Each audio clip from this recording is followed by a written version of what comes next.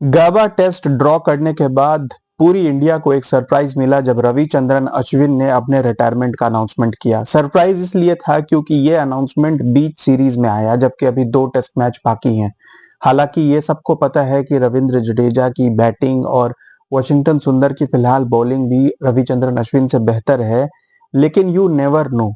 पिछली बार भी ऑस्ट्रेलिया में काफी प्लेयर्स इंजर्ड हुए थे और कोई बड़ी बात नहीं, अगर मेलबर्न में रविंद्र जडेजा इंजर्ड हो जाते और सिडनी में 2 स्पिनर्स की जरूरत है तो वहां रवि अश्विन की जरूरत पड़ सकती थी। स्क्वाड में फिलहाल और कोई स्पिनर नहीं है, तो मेरे ख्याल से रविचंद्रन अश्विन ये रिटायरमेंट सिडनी टेस्ट तक वेट करके आखिरी टेस्ट के बाद अनाउंस कर सकते थे। लेकिन मेरे ख्याल से उन्होंने सोचा कि ये टेस्ट ड्रॉ हुआ है, पता नहीं अगले 2 टेस्ट मैचेस में इंडिया बचेगी या नहीं बचेगी जिस तरीके से उनकी परफॉर्मेंस है, और उन्होंने सोचा कि it's better to retire on a good note. और मेरे ख्याल से रविचंद्रन अश्विन के साथ फिलहाल हम शिकायत नहीं, उनको सेलिब्रेट करते हैं क्योंकि वो एक लेजेंड है। Second highest wicket taker for team India, और बात सिर्फ विकेट्स लेने की नहीं है, वो एक इनक्रेडिबल मैच विनर थे, स्पेशली होम कंडीशंस में, या मैं ऐसा कहूं सब कॉन्टिनेंटल कंडीशंस में। रविचंद्रन अश्विन ने जितने मैचेस जितवाए हैं, जितने 5 विकेट हॉल्स लिए हैं, वो आउटस्टैंडिंग है। साथ ही साथ वो सिर्फ नाम के नहीं बल्कि वाकई में एक ऑलराउंडर थे। I mean more of a bowling allrounder of course, लेकिन 6 टेस्ट सेंचुरीज काफी बड़े बड़े बैट्समैन के भी नहीं है, और 6 टेस्ट सेंचुरीज उन्होंने बनाई बैटिंग एट नंबर 7-8। इतने लोअर बैटिंग पोजीशन पे कई बार आपको मौका नहीं मिलता, लेकिन अश्विन ने वहां पर 6 टेस्ट सेंचुरीज बनाई। 4 सेंचुरीज तो वेस्ट इंडीज के साथ थी, पहली 4 की 4 उनकी। उसके बाद उन्होंने एक इंग्लैंड के खिलाफ और फिर रिसेंटली इसी साल बांग्लादेश के खिलाफ अपनी आखिरी टेस्ट सेंचुरी बनाई। साथ में कुछ 50+ कंट्रीब्यूशन हैं, लेकिन इसमें से कुछ उनकी बैटिंग में भी इनिंग्स ऐसी हैं जो मैच विनिंग है। अगर सबसे ज्यादा मैं सिग्निफिकेंटली उनकी बैटिंग की बात पहले करूं तो बांग्लादेश के खिलाफ 2022 में आपको याद हो उन्होंने एक 42 नॉट आउट की इनिंग्स खेली थी, एक टफ फोर्थ इनिंग्स चेज में जब सारे बड़े बड़े दिग्गज इंक्लूडिंग विराट कोहली बहुत जल्दी आउट हो गए थे। वहां रविचंद्रन अश्विन ने हैंग अराउंड किया और फिर 42 नॉट आउट बना के इंडिया को एक मैच जिताया अपनी बैटिंग से। पिछले बॉर्डर गवास्कर ट्रॉफी का सिडनी टेस्ट आपको याद होगा, जहां रविचंद्रन अश्विन ने एक पूरा सेशन बैटिंग करके पूरा टेस्ट मैच सेव किया था। तो बैटिंग में उनके कंट्रीब्यूशंस कम नहीं है, और ये सेंचुरीज के अलावा इनफैक्ट ये दोनों तो हाफ सेंचुरीज भी नहीं थी जो उनके इतने बड़े एफर्ट थे।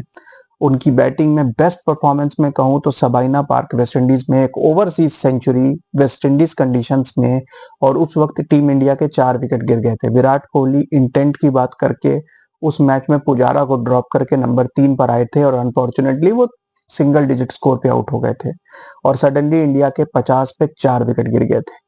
वहां पर रविचंद्रन अश्विन ने रिद्धिमान साहा के साथ पार्टनरशिप की और दोनों ने सेंचुरी बनाई और टीम इंडिया को एक्चुअली में रिकवरी दिलाई।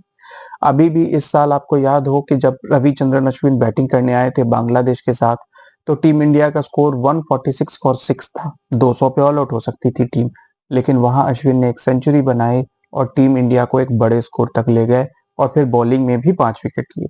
रविचंद्रन अश्विन ने 4 बार ऐसा किया कि एक ही मैच में सेंचुरी और 5 विकेट। सिर्फ इयन बॉथम ने 5 बार ऐसा करके उनसे ज्यादा बार ये अचीवमेंट की है।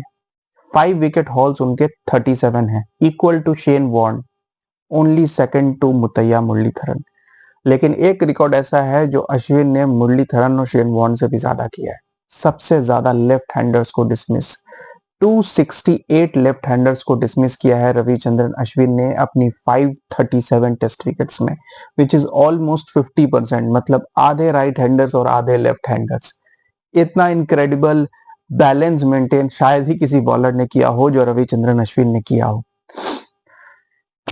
अनिल कुंबले के बाद सबसे ज्यादा टेस्ट विकेट्स रविचंद्रन अश्विन ने लिए हैं टीम इंडिया के लिए, बल्कि 500 विकेट कैटेगरी में वो सिर्फ दूसरे इंडियन हैं।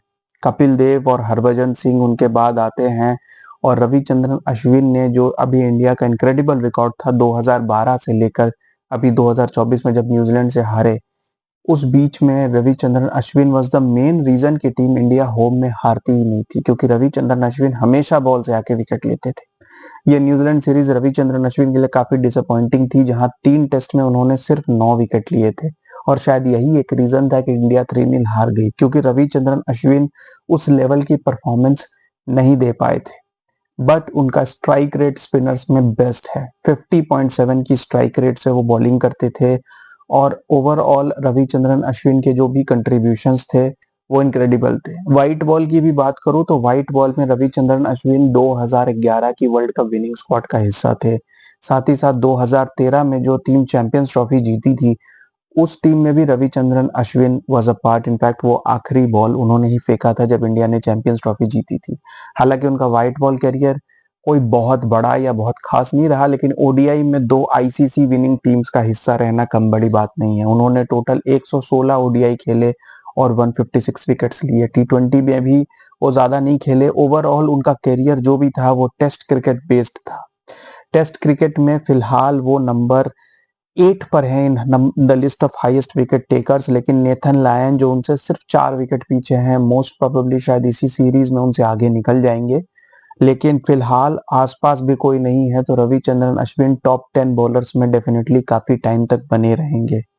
रविचंद्रन अश्विन साथ साथ एक काफी इंटेलिजेंट क्रिकेटर भी थे। आपको याद हो 2022 का वो टी20 वर्ल्ड कप का इंडिया पाकिस्तान का मैच, जब विराट कोहली के साथ रविचंद्रन अश्विन थे और जब दिनेश कार्तिक स्टंप हो गए थे और टीम इंडिया को एक बॉल पे 2 रन चाहिए थे, तो रविचंद्रन अश्विन आए थे और उन्होंने पहली बॉल लीव कर दी थी लेग स्टंप के बाहर। शायद इतना नर्व्स उस टाइम पे रखना बहुत बड़ी बात है। काफी प्लेयर शायद उस बॉल पे भी कोई शॉट खेलते, शायद पैड से लग जाती बॉल, स्पिनर बॉलिंग कर रहा था, लेग बाई लेने के भी चांस नहीं थे, लेकिन अश्विन ने बिल्कुल काम माइंड से उस बॉल को लीव किया, मैच को टाई किया और आखिरी बॉल पे चौका लगा के पाकिस्तान के साथ इंडिया को मेलबर्न में एक हिस्टोरिक विक्ट्री दिलाई।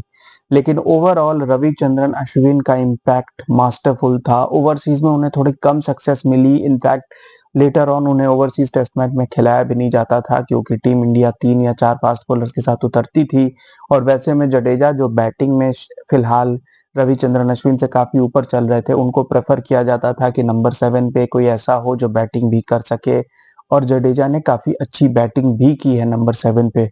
तो मेरे ख्याल से इस वजह से रविचंद्रन अश्विन काफी टेस्ट मैचेस मिस कर गए, लेकिन ओवरऑल 383 विकेट्स एट होम और I mean fourth highest for a bowler.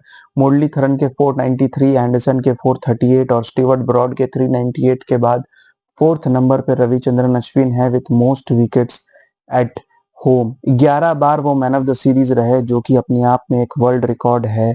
Ravindra Jadeja के साथ उनकी पार्टनरशिप जबरदस्त थी। मिलकर कंबाइनली 58 टेस्ट मैचेस में 587 विकेट्स लिए इन्होंने, और ये भी एक आइकॉनिक पेयर बन गए थे अश्विन और जडेजा। जैसे एंडरसन और ब्रॉड थे, एम्ब्रोज और वॉल्श थे।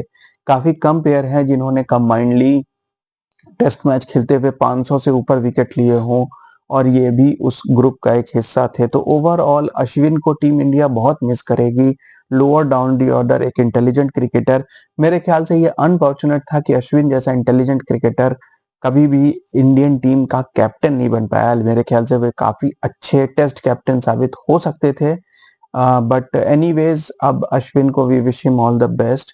अभी आईपीएल में उन्हें चेन्नई सुपर किंग्स ने ऑलमोस्ट 10 करोड़ में खरीदा है, तो अभी भी उनका कुछ क्रिकेटिंग करियर बाकी है, और अभी हमें वो आईपीएल खेलते और शायद कुछ डोमेस्टिक क्रिकेट गेम खेलते दिखेंगे। All the best to Ravichandran Ashwin, you are a true legend. Keep watching guys, thank you.